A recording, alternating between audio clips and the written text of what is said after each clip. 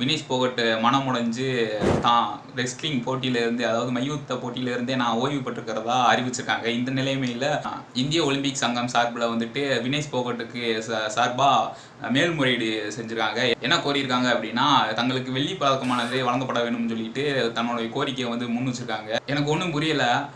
இவங்க மேல்முறையீடு செஞ்சது என்ன பண்ணியிருக்காங்க அப்படின்னா, தங்கப்பதக்கம் விளையாடுறதுக்கான அனுமதியை பெறுவதற்கான மேல்முறையீடு செஞ்சுருந்தாங்க அப்படின்னா உண்மையிலே நான் அப்ரிஷியேட் பண்ணியிருப்பேன். இவங்க என்னன்னா, இன்னும் தங்கப்பதக்கத்திற்கு விளையாடாமலே தான் திசைவிடு வெள்ளி பதக்கத்துக்கு திசைவிடு எங்களுக்கு வெள்ளி பதக்கங்களை கொடுங்க அப்படின்னு சொல்லிட்டு கோரிக்கை விடுத்திருக்கிறது எனக்கு எப்படி ஏதோ ஒன்று கிடைச்சா போதும் கொடுங்கடா அப்படின்ற மாதிரி ரொம்ப கீழே டம்ப் பண்ணி காமிக்கிற மாதிரி தெரியுது.